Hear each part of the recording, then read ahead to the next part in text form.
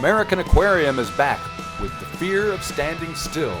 And we spoke to frontman BJ Barham about everything from toxic masculinity to mayonnaise.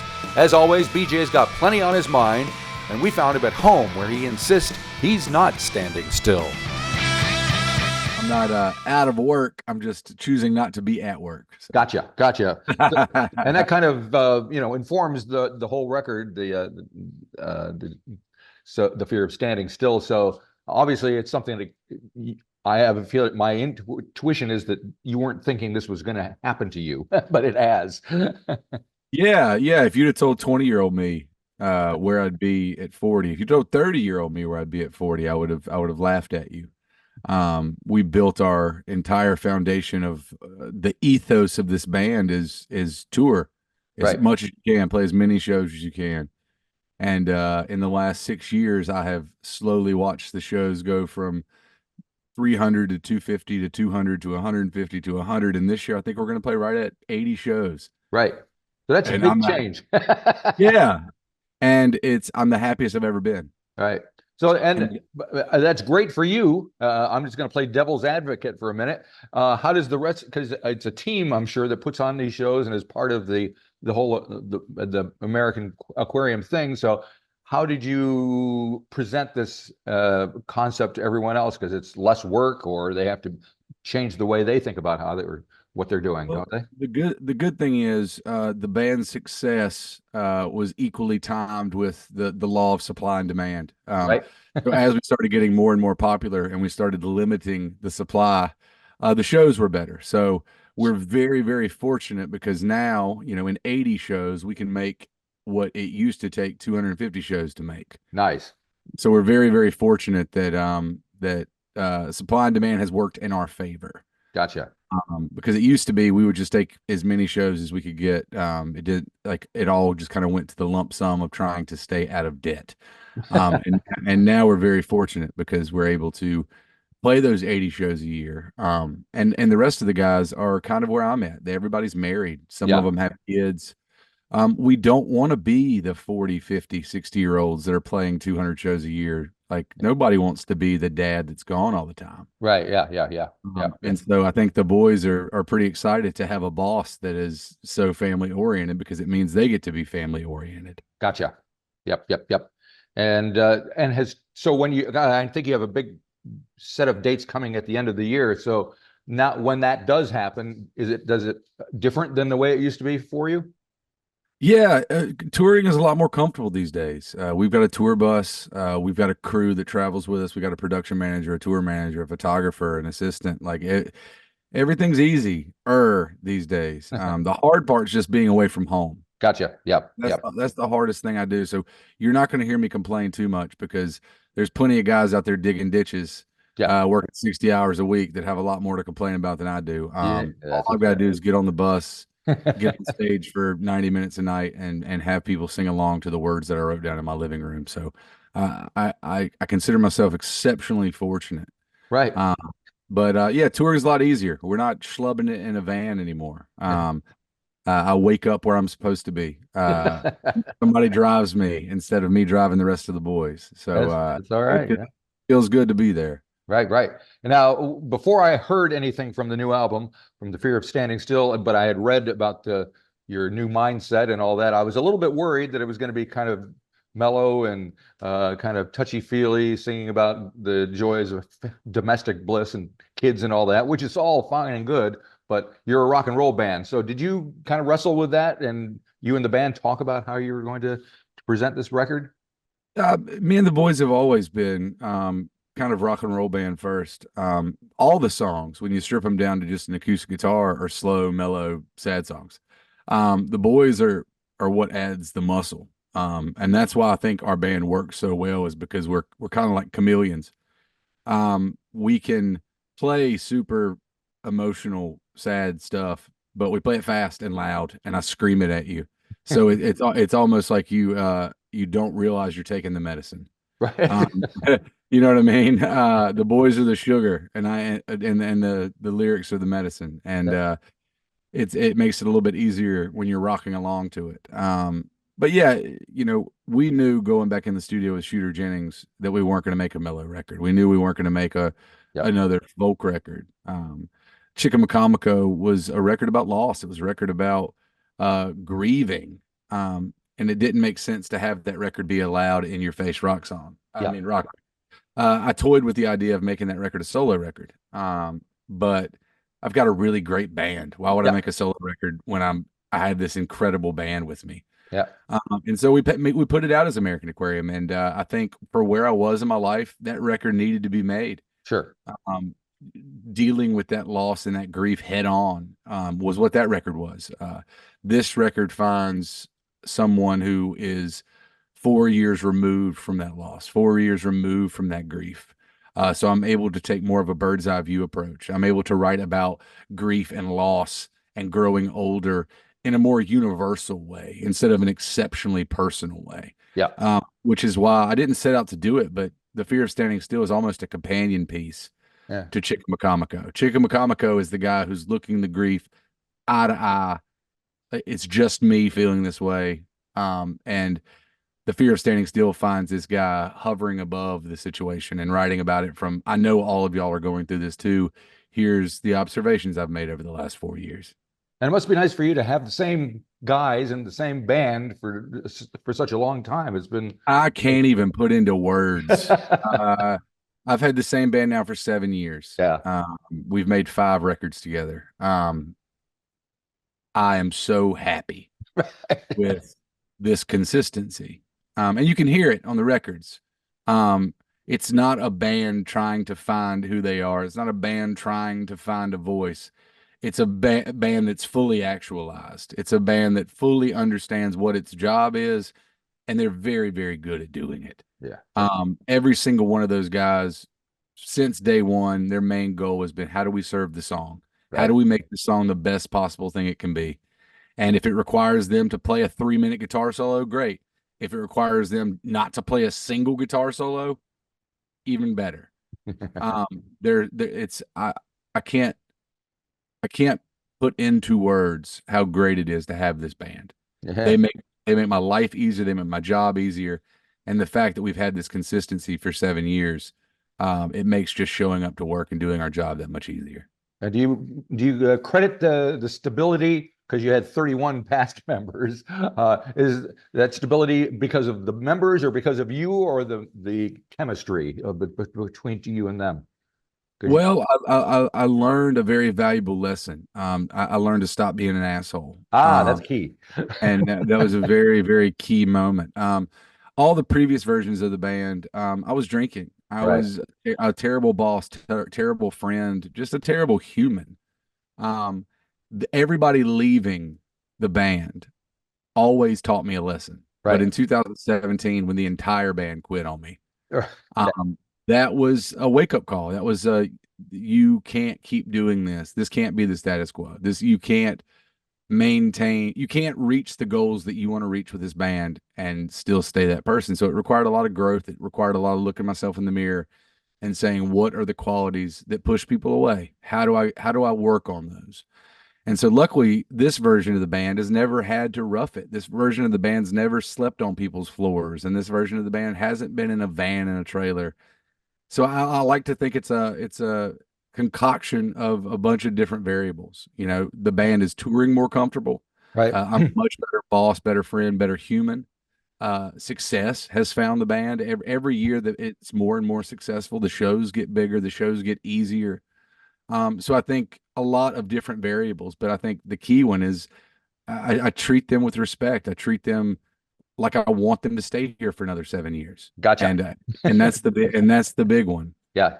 All righty. Now I believe the record was recorded at Sunset Sound with Shooter Jennings. You mentioned Shooter in some place called the Snake Mountain. Is that correct? So Snake Mountain is Shooter's new place. Okay.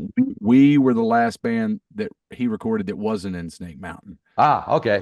But it was at Sunset Sound. So I know that sounds very confusing. Sunset is. Sound is a giant compound All right. that has 4 separate studios in it, studio A, B, C, and D. All right. And so Snake Mountain is one of those studios that he has taken over, I think at the beginning of the year, I think January. Yeah.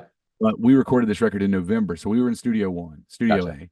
Yeah. And that's the same studio that all the Doors stuff was done in, the Beach Boys' Pet Sounds, Yeah. all the overdubs for the Rolling Stones, Sticky Fingers, Exile, just oozing history, Yeah. oozing Yeah. Yeah. vibe. The 1918 Steinway that was played on the Rolling Stones record is still sitting in that room, and and that's what you hear on the record. A song like Piece by Piece, Yeah. that is a 100+ year old piano that has seen everybody come through that room and play it.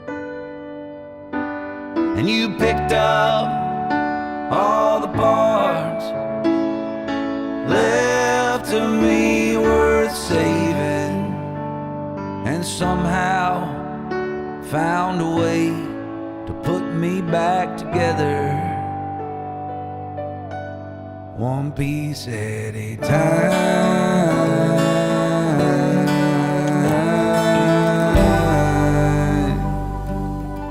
You can go into the most state-of-the-art studio, the brand new, best of the best, top of the line.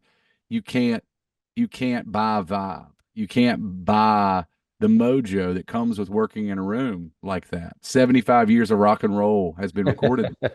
Prince did Purple Rain there.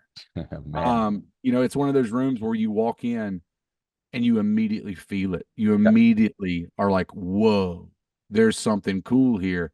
And then if you don't feel it, all you have to do is look at the walls and see the platinum plaques Yeah. hanging up on the wall and remind yourself there's been a lot of very, very good musicians come through these doors over the years. Yep. Yep. Yep. And so this is the second time you've worked with Shooter. What is it about him and you that works together so well? He brings out the best of our band. That's not a knock to anybody else I've ever worked with. Shooter taught this version of the band how to make records together. Shooter taught this version of the band how good we are. He reminded us that on a daily basis. He reminded us that we are a team and that we function best as a team. And so he taught us how to remove all ego from it. He taught us to brainstorm, to throw every single idea against the wall. And like I said, it gets to a point where if an idea makes it through all 6 band members and Shooter Jennings, it's going to be a pretty good idea. Yeah.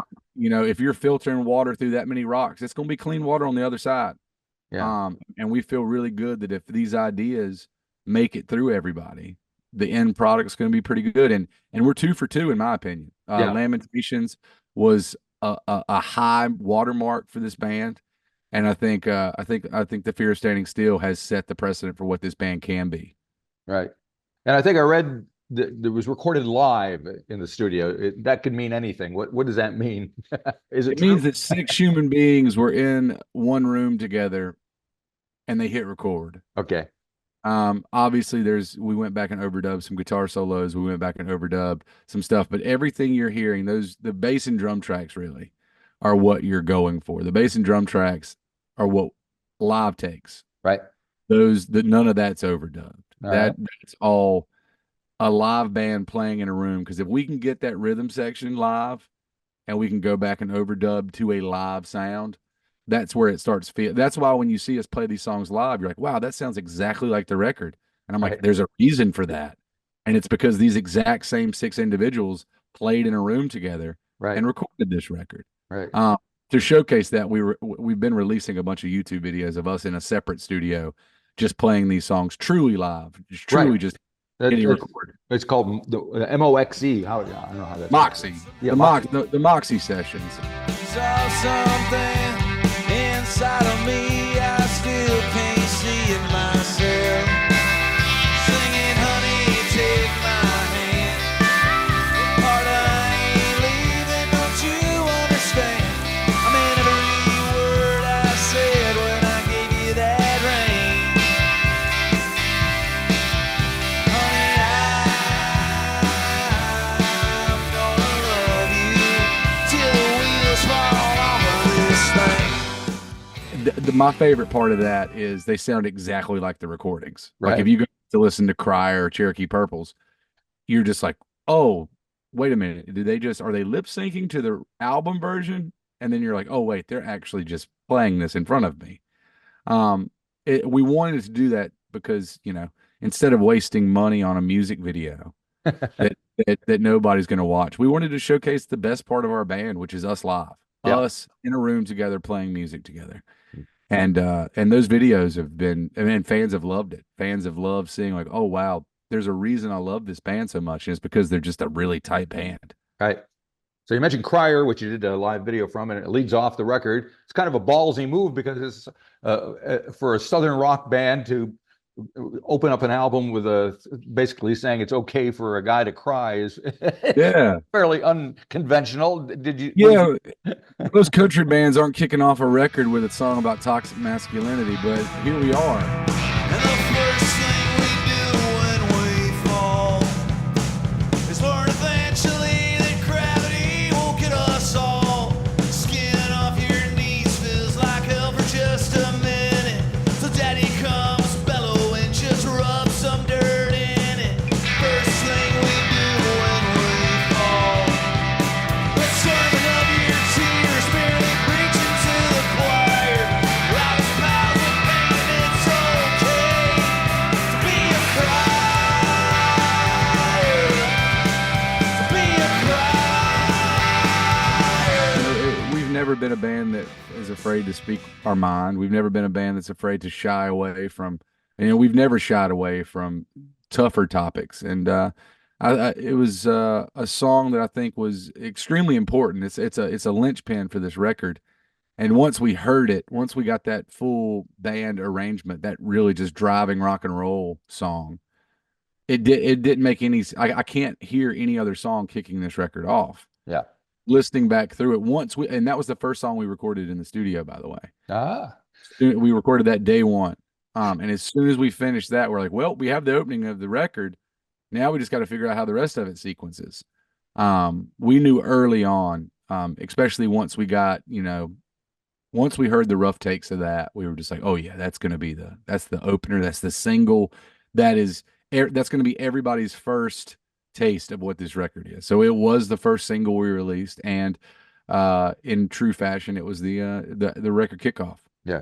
And you co-wrote it with a guy named Steven Wilson Jr., who I did a little research about him, found out, well, he's another musician, obviously, but he was also raised by a single father who was a boxer. So yeah, that kind of fits in. It's interesting concept and paradox with what you're writing about. Yeah, Steven's one of the best writers here in the States. He's got a new record called Son of Dad out that Right. is absolutely. It was my record of the year last year. It came out in 2023, and every year I do like a recap of my top 10 records of the year. And it was my record of the year. Just amazing writing. If you're a fan of Springsteen, if you're a fan of just gritty storytelling, it's just such a beautiful record. And me and him wrote this song in January of 23. And just a dear friend of mine, and I'm thankful that he let me cut it instead of taking it for himself. Talking about storytelling, I was hoping to touch on the getting home, because I love the opening line about the pulling into the driveway while the neighbors are backing out, and it just sets up everything that comes after that. I'm pulling in the driveway while the neighbor's backing out. The dog's at the front door and the baby's up by now. It's like singing your favorite song and forgetting all the lines. We'll fall back in a rhythm. It might take a little time, and it scares me how easy it can be. That's the song. I wrote that song with my friends Lori McKenna and Haley Witters, two incredible songwriters and incredible solo artists as well. But we were all talking about, Lori was asking me, we were on a Zoom call, and Lori was asking me how, tour went. And I said, I'm getting used to the getting home. Right. It was like the getting home. I was like, yeah. I was like, it takes me a day or two to like kind of turn off the rock and roll. Right. Like resetting the rock clock is what we call it. It's about learning how to fall back into domestic life, and getting home from the airport at 6 a.m. and you're pulling in from the tour, and then you're watching your neighbor back out to go to a regular 9-to-5 job. Yep. And just the weirdness of what we do, the weirdness of the schedule, the weirdness of the lifestyle, and learning to learning to do that thing where you're the rock and roller for the weekends, and then you come home on Monday morning, and then you're dad, you're the husband, you're cooking dinner, you're washing clothes, Yep. you're being just a normal person. And then on the weekend, you have this really cool job that you go and do that you can't really explain to anybody else other than musicians. And Yeah. so it's a song to, hopefully it gives people a little bit more of a glimpse into the more mundane side of being a rock and roller is that we're normal too. We come home and, we have that domestic life. And Yeah. you get when you come to a show, you get to see the coolest 90 minutes of our day. That's I'm sure that's that's when you come to a show, you get to see like what we've been waiting for all day. Because all we have been doing is sitting on a bus, playing video games, reading books, yeah. waiting, away from everybody we loved, waiting. And then that 90 minutes that you get to see is the most fun part of our gig. It's the most fun part. It's why we do it. You get that 90-minute release, and then you got to wait another, 23 and a half hours to start all over again. And so it's just a song about rock and roll. And then the flip side of it is you eventually have to come home and kind of turn the rock and roll brain off and turn dad on, turn husband on. Yeah. And so yeah, that's what that tune's about. would you want your kids to be musicians and band members? I always joke like if my daughter wants to be in the family business, I'll teach her how to do it. Right. It's been good to me. Rock and roll has been very good to me. It has let me see the world. It has taught me so much about myself. Taught me so much about. I look back on like 18-year-old me. Yeah. I think about how much more I've learned since I started a band, and since I've traveled the world, and since I've met all these amazingly talented people through my job. There's a good part of it, but I also don't want her to experience some of the bad parts of it. Sure. There's a lot of bad stuff, a lot of we call them the demons, but that I don't want her to have to experience. I would love for her to just go to school, be a doctor, be a lawyer, be about as white bread, boring as you can be. Like enjoy, go do that. Stability is a beautiful thing. But if she shows signs of it, she's got a guitar and I'm teaching how to play chords, and she sings all day long. Everything is singing. Even if she's having a conversation with you, it's very sing-songy. Oh, cool. So I love seeing these glimpses of it in her, because like I know that she got it from me. I know that it's in her blood. Yeah. It's just whether or not she wants to do it. And I told my wife, I'm like, if she wants, I'm never going to push her into it. But if she ever wants to, every time she picks up a guitar and says, "Dad, show me something new," I'll be happy to show her something new. But I'm never going to make her go take like piano lessons or any of that nonsense. Like, but if she wants to, again, sure. Dad will facilitate as much as she shows interest. I will meet that with the same amount of enthusiasm. All right. Very good. Now, to switch gears, me being an expat American living in New Zealand, watching the political things happening over there, I'm sure you have opinions about the recent developments and what's been going on leading up to the presidential race. From here, it feels like everything has changed in the last week. Does it feel that way there? The reality show that is the United States of America right now. That's right. Yeah, up until last Sunday, there wasn't a lot of hope. We were very, for those listening, I'm a left-leaning, like most artists over here in the States. I tend to lean to the left, to the more progressive side, socially conscious side.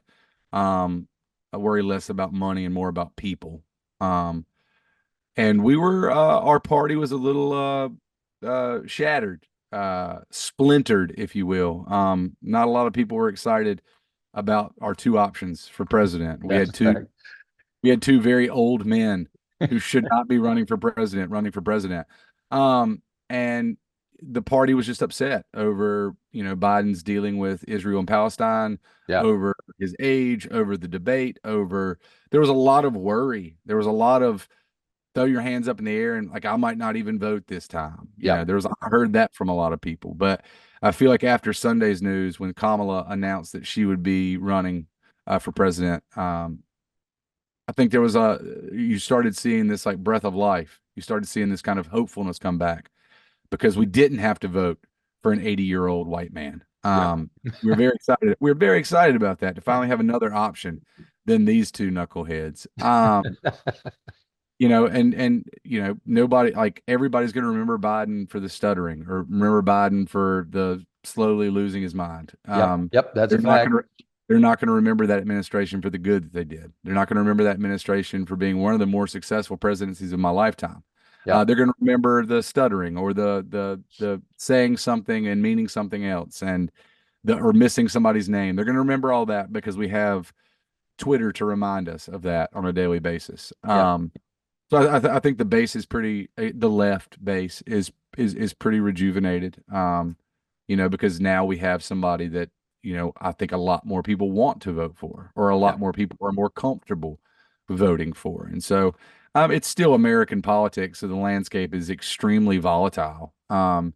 It's what you see on the TV is probably an exaggeration, but it's kind of crazy over here.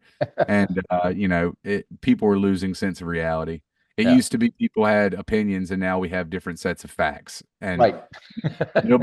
we used to have to base our opinions on the same set of facts. Yeah. And now we base our opinions on our own version of facts and mistruths. And it's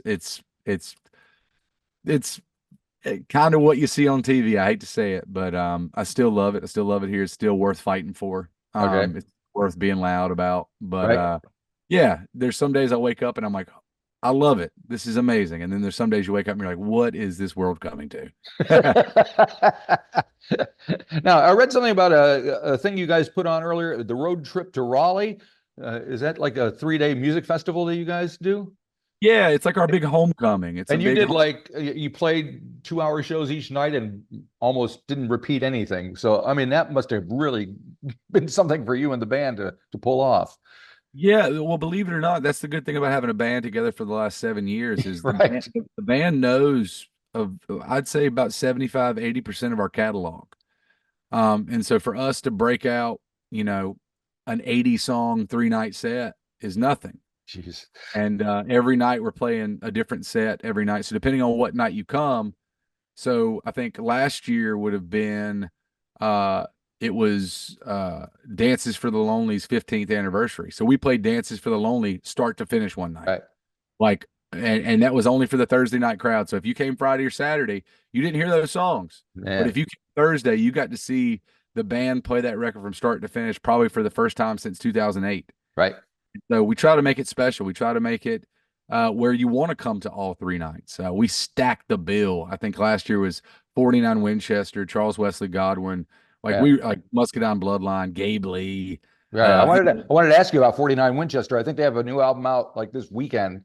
So comes out this week. Yeah. Yeah. What can you tell me about them? Should I pay attention? Yeah, you definitely should. Go ahead and since I've already got my copy. Nice one. Highly recommend. Highly recommend 49 Winchester. Those guys are insanely talented young guys.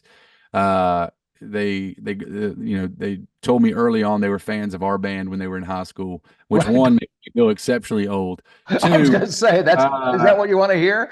Yeah, it reminded, like, guys like that remind me that I'm not the young whippersnapper I used to be. But they're an amazingly talented band. I love their last record. I love this new record they got. And just salt of the earth guys, best dudes in the world. And I'm just so happy they're getting all the flowers right now. All right. And I also see that you have in the recent past covered a song called Abe Lincoln by a group called the Backsliders. Standing on the corner of Hollywood and Vine, trying to find something that'll never be mine. And your face slow, like a blood stain on my sleeve. And I'm learning faster and faster just what it takes to leave. What it takes to leave. Backsliders they were one of my favorite bands based here in Raleigh. They were part of the alt country renaissance here in Raleigh back in the late 90s. Right. Everybody remembers Whiskey Town, Ryan Adams. Yep. Band. But there was also a cast of bands. So the labels came in and scooped Whiskey Town up. And then just like every label in the 90s did, once they found something that worked, every other label wanted their version of that. Yep. And so every other label came to Raleigh and they scooped up Six String Drag, the Backsliders, Tiff Merritt, $2 Pistols. Any band that was country adjacent got scooped up in the late 90s to a label deal. And the Backsliders were one of my favorites just because they were the most hard rocking, just amps to 11, did not care.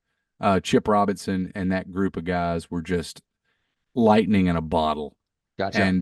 And so that we recorded that song for Burn Flicker Die. And fun fact, that's the only song I have ever put on a studio album that I didn't write. No, okay. Oh, that's the only full-blown cover we've ever done. Every other song I've either been the sole songwriter of, or the last 2 records I've got a couple co-writes on there. Cool. But Abe Lincoln is the only song I didn't write that is on a studio album. So cool. All right, that's good. That's yeah, little fun fact. And the most important thing we need to talk about is Duke's mayonnaise. I'm see you're wearing your hat. And oh yeah, I can see that actually. I'm going to have to head to the supermarket. It's available here in New Zealand. So that is amazing. I know. I was like, no way it's going to be, but yeah, turns out it is. So what's special about it? It's got twang. My wife didn't believe me when I told her that I could taste the difference. She's like, mayonnaise is mayonnaise. I'm like, no, it's not. There's mayonnaise and then there's Duke's. I was raised on Duke's, and I think that's why my allegiance lies there, is because it's what I was raised on. It's what my parents had. It's what my grandma had. Every meal that matters to me that I had as a child had Duke's mayonnaise in it. Right. And, I can taste the difference. My wife has multiple times tried to blind taste test me, and I'm like, that's Duke's. That one right there is Duke's. Whatever is in that one is Duke's. And she's like, I'll be damned. You really can tell. Yeah, and it's I wove it into a song on this new record, Cherokee Purples. Right. And since then, me and the folks at Duke's have become pretty close, and they're pretty thankful for the free advertisement. I'm sure. Yeah, and to have such a loud, obnoxious voice in their corner is always a good thing. And so they've been really kind to us on the social media and stuff, and they sent my daughter like a giant Duke's mayonnaise pool float. Now I've got the Duke's hat, I've got the Duke's shirts, and just good people making a good product, and I can always get behind that. Yeah, well, it's funny how food that you grew up with sticks with you forever. I grew up in a tiny little town in Western Pennsylvania where there was like 500 people living there, but there was a giant pickle factory, the Albro Pickle Factory. Oh, nice. So I smelled brine all summer long, and that's kind of now I have a grandson and he's addicted to pickles. I'm sure that's not any it's funny what we pass down. It's all genetic, man. I'm telling you. All right, very good.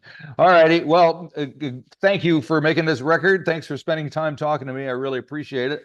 I mean, I'm guessing you probably won't make it down to this part of the world with your tour already planned out, but if you do, we'd love to see you. Yeah, I promise you, I'm doing everything I can. We can't seem to find anybody down there that's willing to take a chance on bringing us down there. Yeah. One of these days, I would love if anybody listening in New Zealand, Australia, any promoter, we want to come. We want to be there. There is a contingent of our fan base that lives there. I have to pack up the records and send them. I know people are buying records down there. That's true. They're paying $40 in shipping to get the records. Well, if I just looked it up, I go to the store down the street. It's got the new record, and it's almost $60 New Zealand. Yeah, it's insanity. What it costs to ship records down there. Yep. But that being said, I'm thankful for anybody that's giving us a listen. I'm thankful for anybody that's buying physical product. Trust me, I'm the guy that's packing it up and sending it to you. So, one of these days we're going to find a promoter that's going to take a chance on us and bring us down there and put us on a festival or something. And we will jump at that chance because that's a part of the country. That's part of the world that we've never got to see. So fingers crossed it happens in 2025. If not, I'll keep working. If you enjoyed this episode of the 13th Floor's Music Talk series, please be sure to subscribe to the website or to the YouTube channel. Follow us on Facebook or Instagram and wherever you find your podcasts. There's a whole lot more to discover.